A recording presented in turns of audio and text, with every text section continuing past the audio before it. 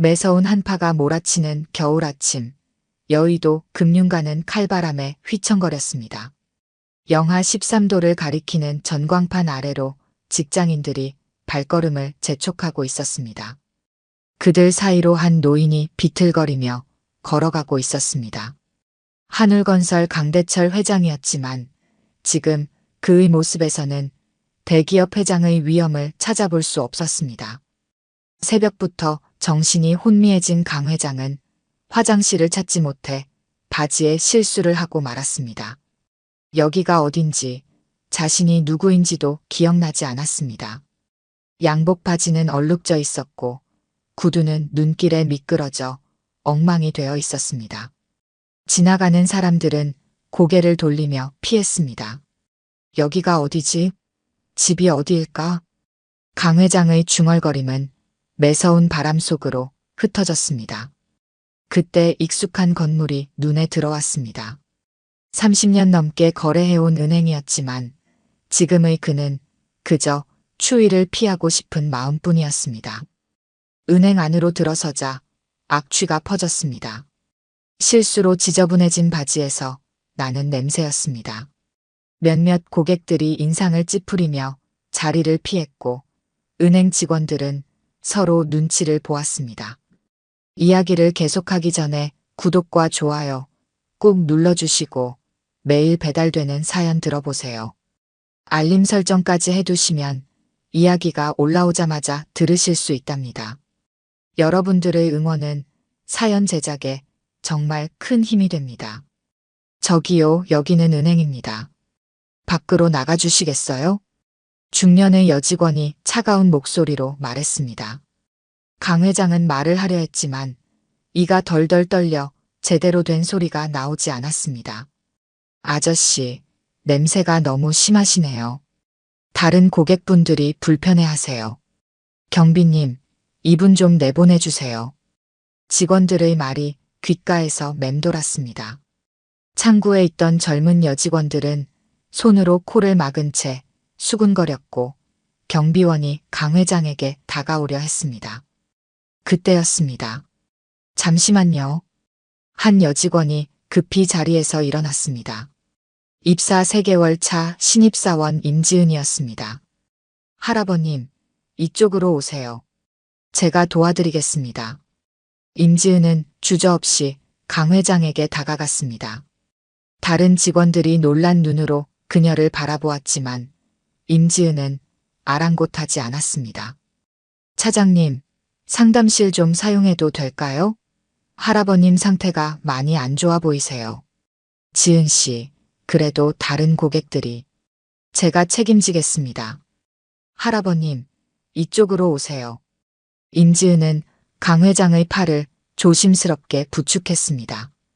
상담실로 모시는 동안 그녀는 악취에도 얼굴을 찌푸리지 않았습니다. 할아버님, 많이 추우셨죠? 제가 따뜻한 차부터 가져다 드릴게요. 임지은은 재빨리 차를 준비했습니다. 그리고 자신의 사물함에서 비상용으로 준비해둔 수건과 담요를 가져왔습니다.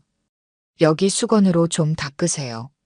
제가 바지도 좀 닦아드릴게요. 다른 직원들은 상담실 유리창 너머로 이 광경을 지켜보며 고개를 절레절레 흔들었습니다. 저 신입 미쳤나? 저런 사람한테 저렇게까지 해줘? 냄새나는 노숙자한테 수건까지 주고 저러다 잘못되면 어쩌려고. 하지만 임지은의 행동은 멈추지 않았습니다.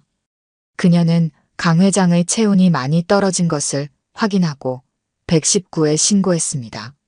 할아버님, 지금 구급차가 오고 있어요. 조금만 더 기다리세요. 강 회장의 손을 잡아주는 임지은의 손길은 따뜻했습니다. 그녀는 강 회장의 주머니에서 휴대폰을 발견했고 배터리가 나간 것을 확인했습니다.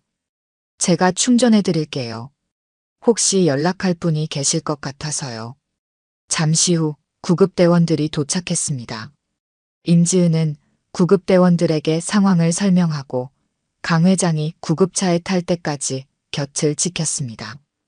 할아버님, 걱정 마세요. 곧 병원에 도착하실 거예요. 할아버지를 무사히 보내고 자리로 돌아온 임지은은 휴대폰을 깜빡한 것을 발견했습니다. 화면에는 비밀번호 입력창이 떴습니다. 하지만 아무리 급해도 다른 사람의 휴대폰 잠금을 해제할 수는 없었습니다. 우선 내일까지 휴대폰을 보관했다가 할아버지가 찾으러 오지 않으시면 119로 연락해보기로 했습니다. 구급차는 강 회장을 여의도성 모병원 응급실로 이송했습니다. 의료진은 체온 저하와 탈수 증세를 확인하고 신속히 응급처치를 시작했습니다.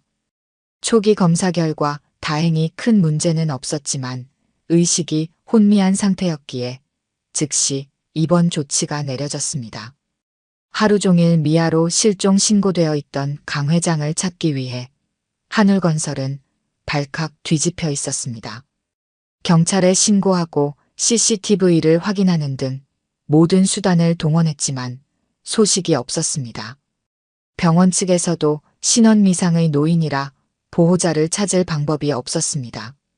다음 날 아침이 되어서야 강 회장은 의식을 완전히 되찾았습니다. 낯선 병실에서 눈을 뜬 그는 한참을 혼란스러워했지만 이내 자신에게 무슨 일이 있었는지 기억해냈습니다. 간호사에게 자신이 한울건설 회장이라고 밝히자 병원은 즉시 움직였습니다. 병원 관계자가 경찰에 연락했고 경찰은 실종 신고가 접수되어 있던 한울건설 비서실에 소식을 전했습니다. 1시간도 채 지나지 않아 비서실장과 의료진이 병실에 모였습니다. 의료진은 치매 초기 증상이라는 진단을 내렸고 비서실장은 침통한 표정으로 이를 받아들였습니다. 강 회장은 차분히 전날의 기억을 더듬어 보았습니다. 대부분은 흐릿했지만 은행에서 자신을 인간답게 대해준 젊은 여직원의 모습만은 선명히 떠올랐습니다. 한참을 생각에 잠긴 강 회장의 눈빛이 달라졌습니다. 그는 비서실장에게 재무팀장을 호출하라고 지시했습니다. 다음 날 아침 여의도성 모병원 VIP 병실은 적막했습니다. 강대철 회장은 창가에 서서 맑은 겨울 하늘을 바라보고 있었습니다. 의료진으로부터 치매 초기 진단을 받은 직후였지만 그의 눈빛은 어제와는 완전히 달랐습니다. 날카로운 기업인의 눈빛이 되돌아온 것입니다. 병실 안에는 담당 의사가 남긴 진단서가 놓여 있었습니다. 초기 단계의 치매 증상이지만 약물 치료로 진행 속도를 늦출 수 있다는 내용이었습니다. 강 회장은 그 진단서를 묵묵히 바라보다가 비서실장에게 오동혁 재무팀장을 호출하라 지시했습니다. 창밖으로는 여의도의 아침 풍경이 펼쳐졌습니다. 하얀 서리가 내린 나무들 사이로 직장인들이 분주히 오가는 모습이 보였습니다. 그 풍경 속에서 강 회장은 어제의 기억을 하나씩 되짚어 보았습니다. 30년 동안 거래해온 은행에서 겪은 수모, 차가운 시선들, 그리고 유일하게 자신을 인간으로 대해준 그 젊은 여직원의 따뜻한 마음까지. 오전 8시 오동혁 재무팀장이 병실에 도착했습니다. 강 회장은 이미 간단한 치료를 마치고 퇴원 수속을 밟고 있었습니다. 병원 라운지로 자리를 옮긴 강 회장은 창밖을 바라보며 어제의 일을 이야기했습니다. 자신이 겪은 수모와 그 속에서 발견한 한 줄기 인간미를 차분히 전했습니다. 오 부장의 얼굴이 굳어졌습니다.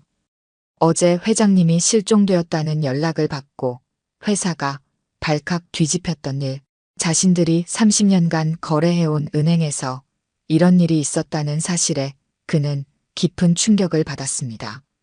강 회장의 지시는 신속했습니다. 우선 한울그룹이 여의도 중앙지점에 예치한 모든 자금 현황을 파악하라는 것이었습니다. 계열사를 포함한 총액은 3천억에 달했습니다. 매월 발생하는 수수료 수익만 해도 수십억이었고 환전이나 무역금융 등 부수 업무까지 포함하면 은행 입장에서는 절대 놓칠 수 없는 대형 거래처였습니다. 강 회장은 이 모든 자금을 전면 재배치하라고 지시했습니다. 다만 그 과정에서 한 가지 특별한 조건이 있었습니다. 어제 자신을 도와준 젊은 여직원의 신상 정보를 파악하고 모든 신규 거래를 그 직원에게 몰아주라는 것이었습니다. 이것은 단순한 보복이나 감정적인 대응이 아니었습니다. 한 사람의 진정성을 확인하고 그에 합당한 보상을 하고자 하는 기업인의 냉철한 판단이었습니다. 오전 9시 한울그룹 재무팀이 일제히 움직이기 시작했습니다.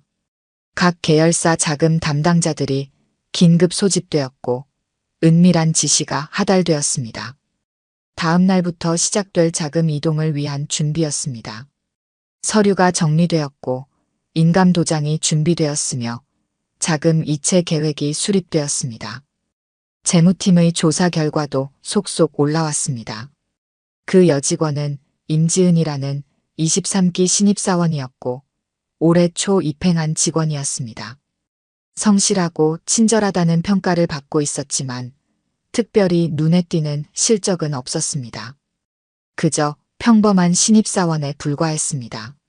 하지만 강 회장의 눈에는 그녀의 진정성이 특별하게 보였습니다. 오후가 되자 한울그룹의 움직임이 금융가에 은밀하게 감지되기 시작했습니다. 대규모 자금 이동이 예상된다는 소문이 퍼졌고 여러 은행들이 예의주시하기 시작했습니다. 특히 여의도 중앙지점과 거래가 많은 기업들의 움직임을 면밀히 관찰했습니다. 강 회장은 마지막으로 한 가지 지시를 더했습니다. 자신의 휴대폰은 이틀 후 직접 찾으러 가겠다는 것이었습니다. 이는 단순히 물건을 찾으러 가는 것이 아닌 그날의 상황을 직접 마무리 짓고자 하는 의도였습니다. 또한 그 과정에서 임지은이라는 사람이 정말 자신이 본 그대로의 인물인지 확인하고 싶었습니다. 저녁이 되자 한울그룹의 움직임은 더욱 구체화되었습니다. 각 계열사는 다음 날 아침부터 시작될 자금 이동을 위한 만반의 준비를 마쳤습니다. 새로 거래를 시작할 은행들도 선정되었고 필요한 서류도 모두 갖춰졌습니다. 다만 여의도 중앙지점의 일부 거래는 특별히 남겨두기로 했습니다. 임지은이라는 직원을 통해 진행될 거래였습니다. 밤이 깊어갈수록 금융가의 소문은 더욱 무성해졌습니다. 누구도 정확한 내용은 알지 못했지만 무언가 큰 변화가 시작되고 있음을 직감했습니다. 여의도의 거리는 여전히 매서운 칼바람이 불었고 그 차가운 바람 속에서 내일이 시작되기를 기다렸습니다. 한울그룹의 자금이 움직이기 시작한다는 것은 여의도 금융가에서 작은 지진과도 같은 일이었습니다.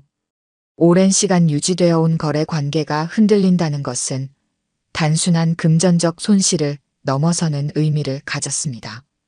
그것은 신뢰의 문제였고 금융권의 오랜 관행에 대한 경종이기도 했습니다. 다음 날 아침 여의도 중앙지점은 평소와 다름없이 문을 열었습니다. 하지만 이 평화로운 시작은 오래가지 못했습니다. 오전 9시 한울건설의 자금팀 과장이 은행을 찾아왔습니다. 500억 규모의 신규 프로젝트 자금을 예치하러 왔다는 그는 의외의 요구를 했습니다. 신입사원 임지은을 찾는다는 것이었습니다. 지점장의 얼굴이 굳었습니다. 이런 대규모 거래는 통상 지점장이나 최소한 팀장급이 담당하는 것이 관례였습니다. 신입 직원에게 이런 거래를 맡긴다는 것은 상상조차 할 수 없는 일이었습니다. 하지만 한울건설 측은 완강했습니다. 임지은이 아니면 거래하지 않겠다는 입장이었습니다. 임지은은 영문도 모른 채 거액의 거래를 맡게 되었습니다. 그녀는 여전히 첫날처럼 정성스럽게 일했고 거래 규모에 상관없이 모든 절차를 꼼꼼히 확인했습니다. 다른 직원들은 의아한 눈길을 보냈지만 그녀는 그저 자신의 방식대로 일할 뿐이었습니다. 오전이 채 끝나기도 전에 지점 분위기가 심상치 않게 돌아갔습니다. 한울그룹의 자금이 이동하기 시작한 것입니다. 일부는 다른 은행으로 옮겨갔고 남은 거래는 모두 임지은에게 이관되었습니다. 특히 신규 프로젝트 자금 500억이 신입사원의 실적으로 잡히자 지점 내에는 미묘한 긴장감이 감돌았습니다. 창구 직원들은 서로 눈치를 보며 어제 있었던 일을 떠올렸습니다. 한울그룹이 보내는 신호가 심상치 않았습니다. 특히 그날 초라한 노인을 무시했던 직원들의 얼굴에는 불안감이 역력했습니다. 오랜 기간 공들여온 거래처와의 관계가 한순간에 흔들리고 있었기 때문입니다. 소문은 금융가를 타고 퍼져나갔습니다. 한울그룹이 거래은행을 재편하고 있다는 소식에 다른 은행들이 바빠졌습니다. 각 지점에서는 한울그룹의 신규 자금을 유치하기 위한 전략회의가 열렸고 영업 담당자들은 발 빠르게 움직이기 시작했습니다. 하지만 더욱 흥미로운 것은 남아있는 거래가 신입 직원에게 이관되고 있다는 사실이었습니다. 금융권에서는 유래를 찾아볼 수 없는 일이었습니다. 일각에서는 임지은의 배경을 캐기 시작했고 어떤 이들은 한울그룹과의 특별한 관계를 의심하기도 했습니다. 지점 내부의 동요도 컸습니다. 기존에 한울그룹을 담당하던 직원들은 하루아침에 주요 거래처를 잃게 된 셈이었고 게다가 그 거래마저 신입 직원에게 넘어가는 상황을 지켜봐야 했습니다.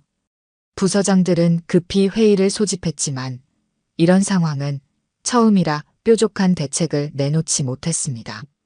점심시간 지점 직원들은 평소와 달리 무거운 분위기였습니다.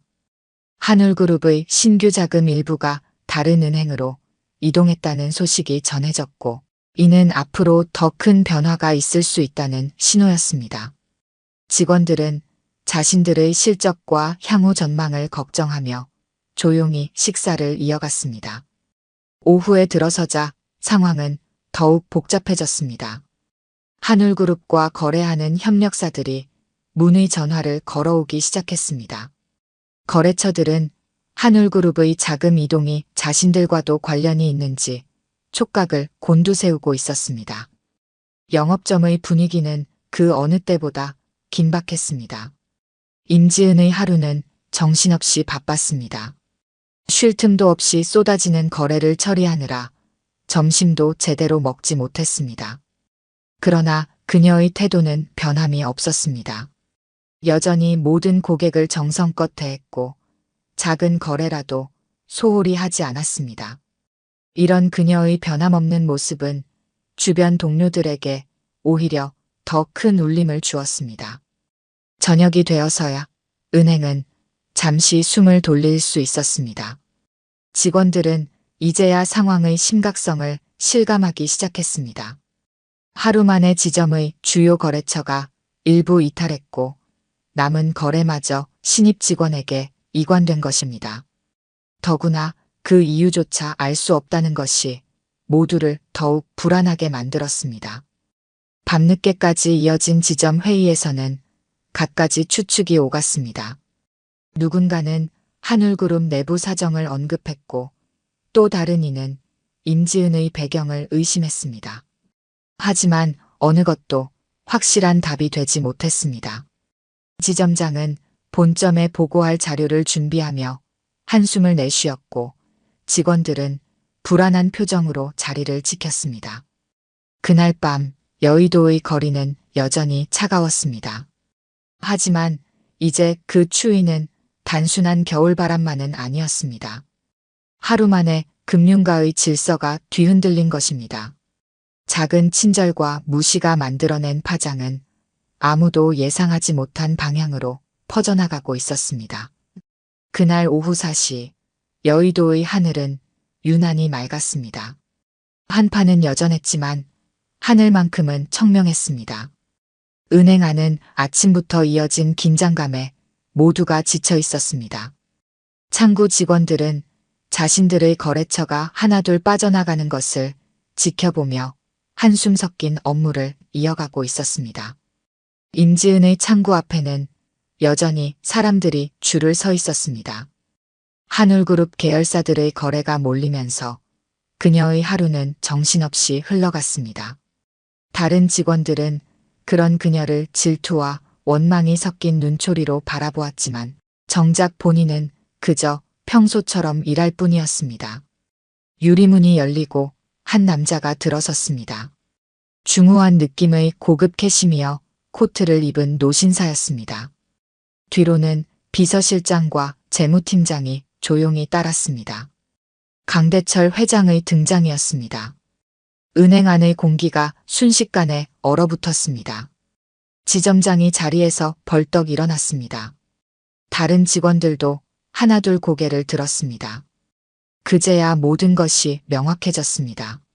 사흘 전 그들이 무시했던 그 초라한 노인이 바로 이 당당한 모습의 강 회장이었다는 사실을 몇몇 직원들의 얼굴에서 핏기가 싹 가셨습니다. 하지만 정작 임지은은 그가 누구인지 알지 못했습니다. 그저 또 한 명의 고객이라 생각하며 밝은 미소로 맞이할 준비를 했습니다. 그녀의 책상 한켠에는 여전히 그날의 휴대폰이 놓여 있었습니다. 사흘 동안 주인을 기다리며 조용히 자리를 지키고 있던 물건이었습니다. 강 회장은 천천히 은행 안을 둘러보았습니다. 사흘 전 그날의 기억이 선명했습니다. 같은 자리, 같은 창구, 그리고 그때와 똑같은 미소를 짓고 있는 그녀. 시간은 흘렀지만 이곳의 풍경은 그대로였습니다. 다만 그를 바라보는 시선들만이 완전히 달라져 있었습니다. 창구를 향해 걸어가는 강 회장의 발걸음은 무거웠습니다. 그의 뒤로 지점장과 여러 직원들이 따르려 했지만 강 회장은 손짓으로 만류했습니다. 이것은 그와 임지은 단둘만의 순간이어야 했습니다. 임지은의 창구 앞에 선 강 회장은 잠시 그녀를 바라보았습니다. 아직도 그녀는 그를 알아보지 못했습니다. 여전히 처음 보는 고객을 대하듯 친절한 미소를 띠고 있었습니다. 그 진정성 있는 모습에 강 회장의 눈시울이 붉어졌습니다. 책상 위에는 수십 개의 서류가 쌓여 있었습니다. 오늘 하루 동안 처리한 거래들이었습니다. 그 모든 것이 자신이 지시한 일이었지만 그녀는 여전히 그 사실을 모른 채 성실하게 일하고 있었습니다. 그것이야말로 진정한 친절이었습니다. 강 회장은 천천히 서류 가방을 내려놓았습니다. 그리고 조용히 입을 열었습니다. 사흘 전 그날의 이야기를 들려주기 시작했습니다. 한 단어 한 단어를 또렷이 발음하며 그날의 기억을 풀어놓았습니다.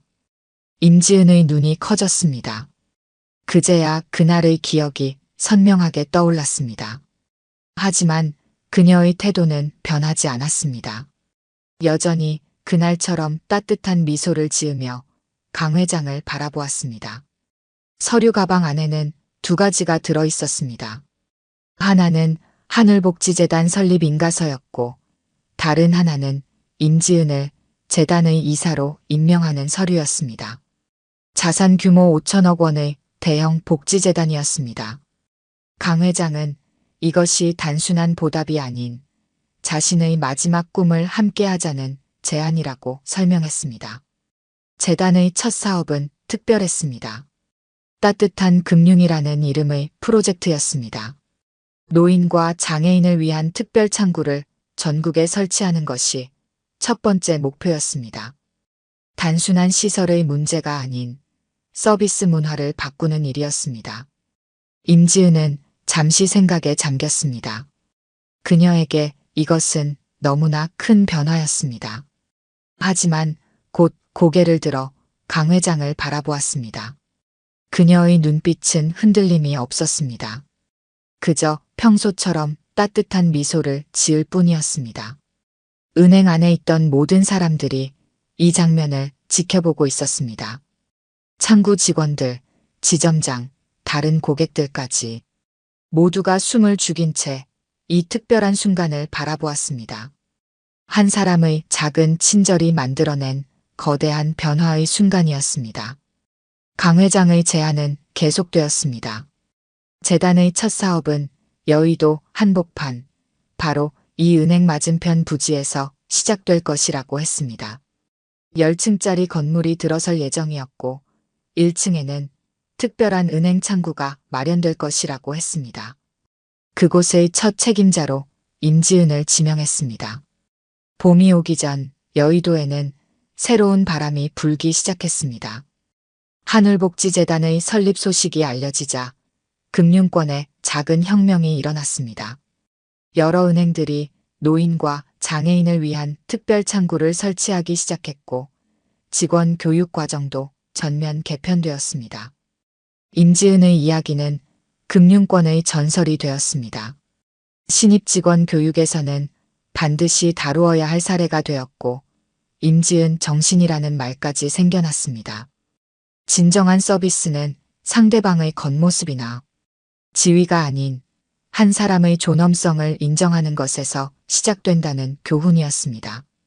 강 회장의 치매는 점점 진행되어 갔지만 그가 마지막으로 남긴 선물은 계속해서 빛을 발했습니다. 매일 아침 여의도의 거리에는 수많은 사람들이 오갑니다. 그들 중에는 미처 자신이 누구인지 기억하지 못하는 이들도 있을 것입니다. 하지만 이제 이들은 더 이상 혼자가 아닙니다. 누군가의 따뜻한 손길이 그들을 기다리고 있기 때문입니다. 겨울은 언제나 봄을 향해 걸어갑니다.